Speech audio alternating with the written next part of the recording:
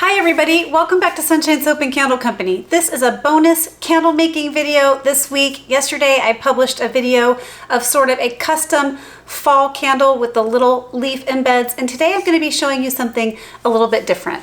I was gifted some beautiful candle making equipment by the1617.com, and they sent me a wonderful, warm, kind of deep and alluring fragrance oil to try out, and I thought this would be a perfect time to share it with the upcoming fall season. In this video today, I'm going to show you step by step how to make this. I'm going to be sharing amounts, percentages, and I'm also going to be putting everything in the description box below so you can replicate this entire candle if you like. If you haven't had a chance to check out my Patreon campaign, I really hope you do. I'm going to go ahead and put the link to my campaign in the description box below. We offer things like weekly recipes and tutorials, and for a $5 pledge you can access over 3 years of archived recipes and tutorials. We also offer bonus recipes, monthly bonus recipes, gift packages, coupon codes to my favorite suppliers, live monthly hangouts, live classes. It's a great way to connect with me and other makers. I really hope you'll check it out. All right, let's get started. All right, so I was gifted all of this equipment here in front of me by the1617.com, and the first thing I want to show you is this gorgeous twisted ceramic yellow gold container. It holds about 8 ounces of wax. It really is kind of the perfect size. It's not too heavy, so it would be a good option for shipping as well. And then it's got a matching beautiful lid.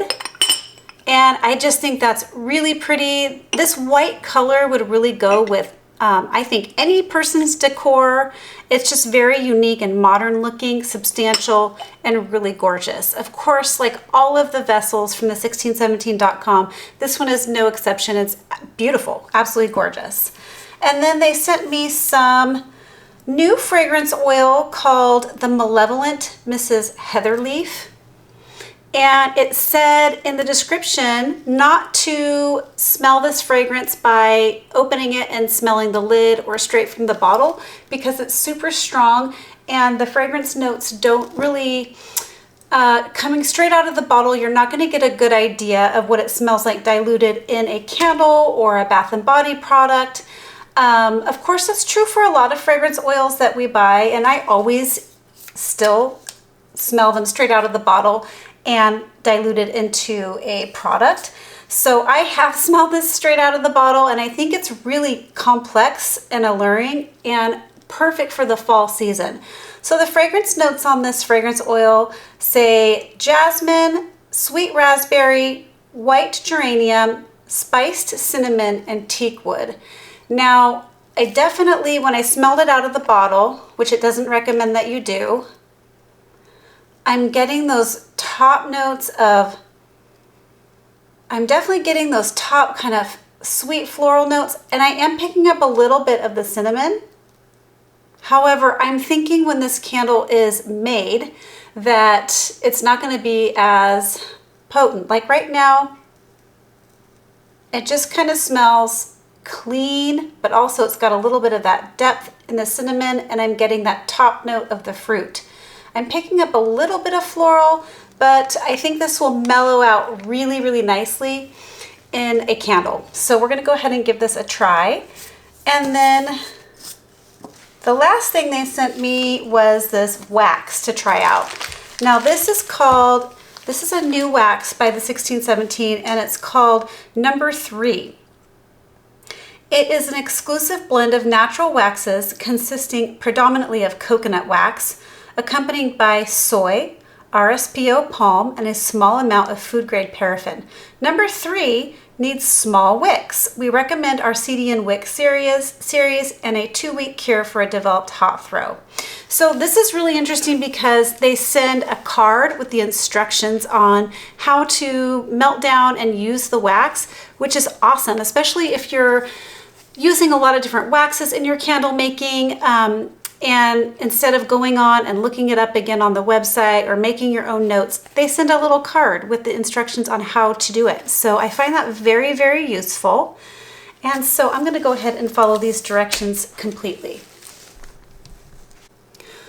All right, so I'm just going to be making the one candle today to show you how this works and to judge the scent throw of this new fragrance oil. So what I'm going to do is go ahead and just cut up I'm going to cut up 7 ounces of wax because this holds 8 ounces of wax comfortably, or melted down wax. And we also have to account for the fragrance oil that I'm going to be adding at a 10% ratio. So I'm going to be adding a 10% fragrance load to this. So I'm going to be cutting up 7 ounces of my number 3 wax and putting it directly into my melt pot. Now right away, I'm noticing when I cut this wax, it's very soft. It cuts super easily. It's very, very soft. Some waxes will change consistency after it's melted down and poured into a candle. I've noticed that with the coconut apricot wax, it does get a little firmer after you melt it down. So I'm just going to go ahead and get my 7 ounces in here. Okay.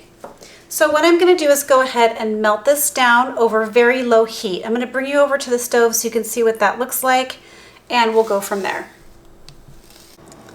So before we go ahead and melt down that wax, I wanted to show you how we wick this. We want to make sure this gets all prepared with the wick before we melt the wax down, because we want to be ready to pour shortly after it's melted. So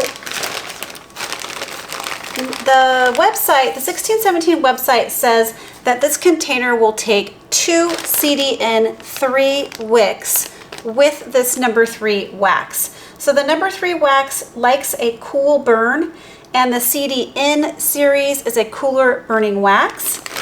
And it says it can accommodate up to a 10 to 12% fragrance load with most fragrance oils. So they also sent me this beautiful wicking kit to go with this. This is going to help you get a perfectly centered wick every time you make a candle. So you're just going to drop the base in there like that.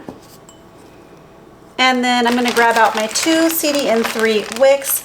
What's also really nice about the 1617 website is that all of this information that I'm giving you now on this candle and the information on how to make it is literally found on their website. Like, there's no, everything is very transparent.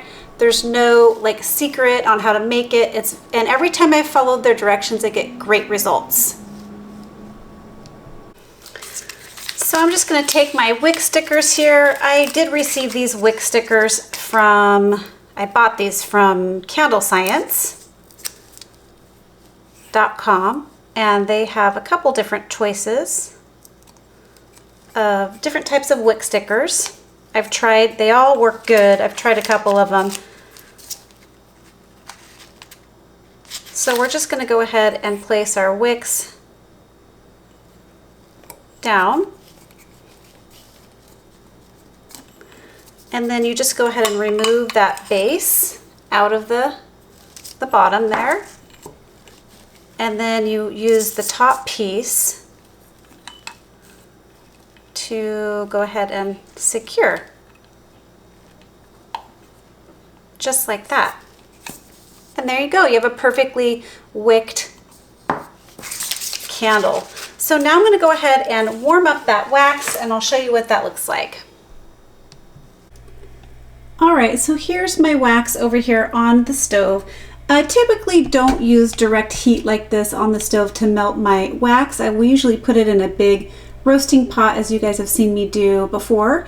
However, for this tiny bit that we're making for our test candle, I find it okay to put it over direct heat on super low heat, and then you really have to monitor the temperature to make sure that you're not getting it too hot. In this case, we want to bring it up to a little bit over 200 degrees per the directions on that little card, to 200 degrees, a little bit more than that, and then we'll remove it from the heat.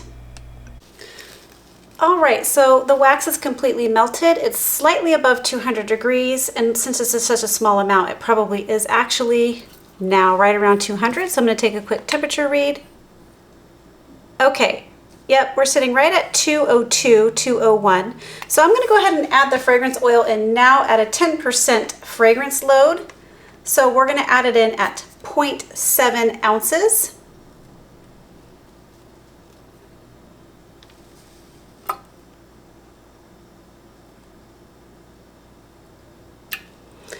There we we go. Again, I'm going to go ahead and list all of the instructions in the description box for you so that you can replicate this if you like. And it is also all found on the 1617.com website under the description of their products.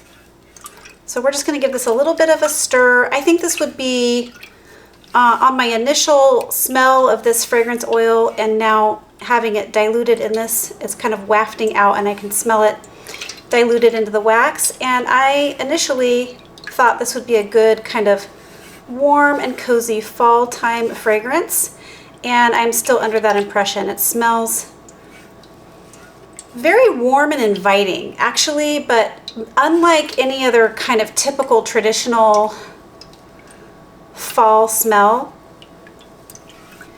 which, ooh, it smells very good, which actually I'm kind of liking. I'm noticing more and more that people are really craving sort of new types of fall and seasonal fragrances other than the go-to I still really love, like the pumpkin pies and the pumpkin apple butter type fragrances. However, I'm noticing that people are really gravitating to these types of fragrances that I'm bringing into my fall line this year, and this one is reminiscent of some of the ones I'm bringing in this year. So it's kind of a clean or warm and spicy smell, and I think that that's a very popular trend right now with fall fragrances. Okay, so we're just going to go ahead and pour this into our container. I should have room for all of the wax, just about all of it. And there we go.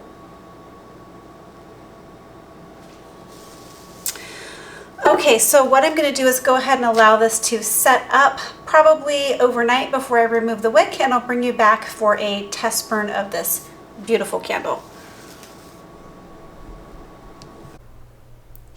All right, everybody, so the candle has been setting up now for about 2 days, and let me go ahead and show you the inside. So it's set up perfectly. It's got a really nice even flat top. The cold throw is really good.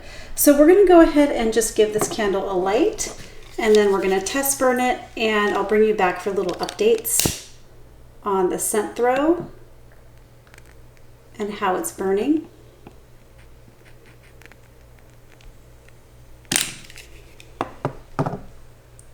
All right, I'll bring you back in about an hour.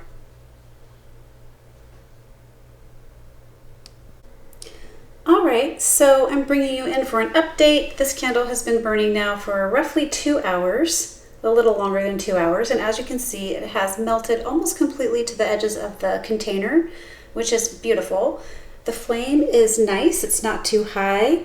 It's a little smaller on the right side, and that could have just been due to how I cut the wick, but it smells fantastic. It's filling up the room, and it's only been curing for a few days. So you want to give this 2 weeks of cure time to get a fully developed scent throw. But so far, it smells fantastic. And this fragrance does smell much different in the candle than out of the bottle.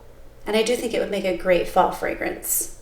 All right, I'll bring you back for an update when the candle has melted all the way to the edges of the glass. Okay, so it's been burning now for about almost 5 hours. The scent throw is fantastic. I can smell it all through my living room and down the hallway of my house. This is my usual spot where I test burn candles, and I'm very impressed with the hot throw.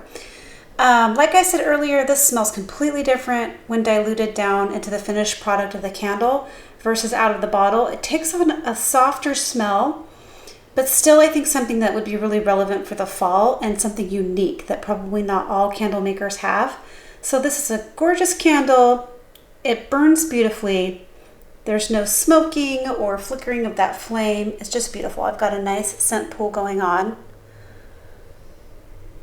So overall, I'm very impressed with this vessel and the wax as well as the fragrance oil. I would definitely make this candle again. All right, everybody, I hope you enjoyed this video. I hope you learned something. I hope it inspired you. If it did, please remember to give this video a thumbs up. Please leave a comment or question below. That really means a lot to me.